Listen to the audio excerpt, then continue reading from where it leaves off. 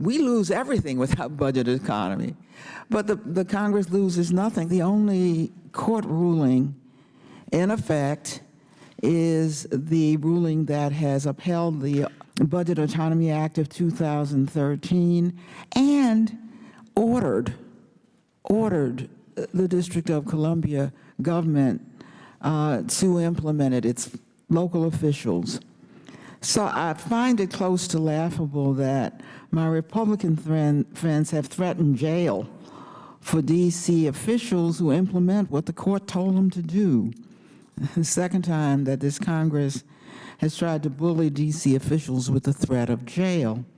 The Constitution was written before the existence of the District of Columbia. And I cannot believe that the founders envisioned a modern urban metropolis that Congress would interfere with at its whim. So yeah, we're all for self-determination and autonomy unless it involves marijuana, or unless it involves the wrong decision from one's philosophical point of view in terms of reproductive rights, or asserts budget autonomy, including with the district's own money in terms of revenues raised locally. It's intrusive, it's patronizing, it invokes a plantation mentality deeply resented by the people in this region. And as a member of Congress of this region, I can speak to that. My constituents in Virginia don't appreciate it. And it's just the wrong thing to do. I would respectfully suggest the folks in North Carolina would no more welcome this kind of congressional intrusion than do the people here in the District of Columbia. But it is the people's city. It is not the district's. It is the nation's city. It is not the residents. It belongs to we the people. This completely bypasses the ability of the people of the country to have a say in its national seat of government. This is a problem. It is also a problem for the security of the seat of the government. The district belongs to we the people. It sounds very high-minded to cite the people own D.C. But we cherry-pick here. It's not so simple, I would say to my friend. The people don't run the day-to-day government of the District of Columbia, the people he's referring to. The elected leadership of Washington, D.C. runs that government. These people you're talking about don't pay for the operating costs of Metro every day. The taxpayers of Washington, D.C. pay for that. And if we want to take over the entire management of the city government, we can be arguing zoning cases. I used to do that for a living in local government. This is about raw political power being imposed on American citizens who do not have a voting voice here in the United States Congress. And that is a shame that should be addressed, and we ought not to be doing what we're about to do in this committee.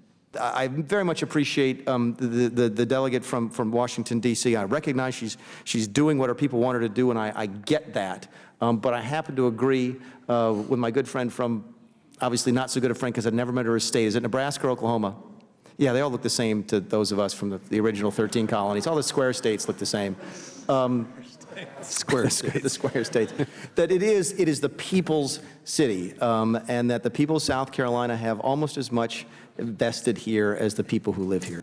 It's almost arrogance that we sit in communities where we have the right to enact policies, budgets on our own community. Many of us came up through local government and had the opportunity to hold a personally elected official accountable for their votes and accountable for what happened in our communities where we pay taxes.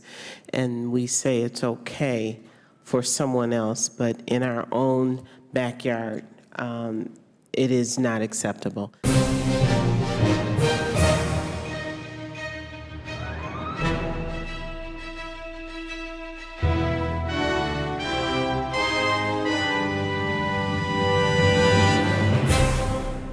In the last 2 weeks, since the Commission announced this plan, we have had a whirlwind of activity, beginning most recently with the release of the draft Constitution that you have been given tonight.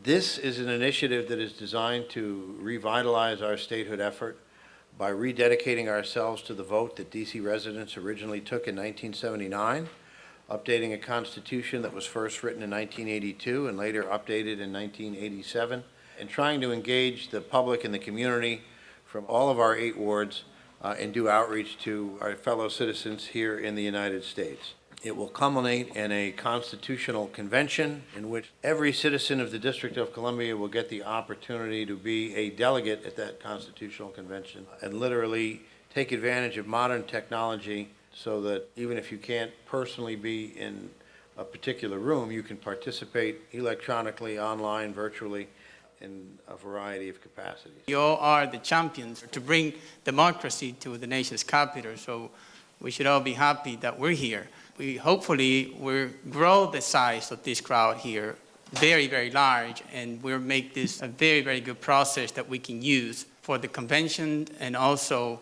when the new administration comes in, and we'll see DC statehood achieved. Some people want autonomy. Some people want a vote. Some people want retrocession. This is our opportunity to speak with one clear, loud voice that statehood is what makes the people of the District of Columbia whole. Statehood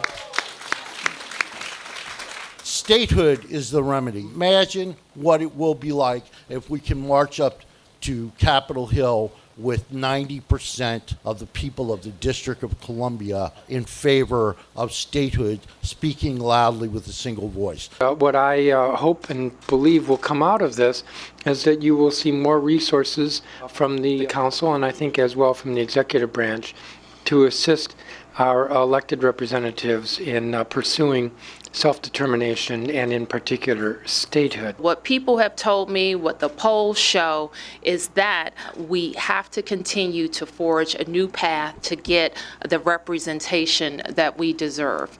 And we know, to be like all other tax-paying Americans, we need a vote in the House and we need 2 senators. And the only way to get there is to become the 51st state.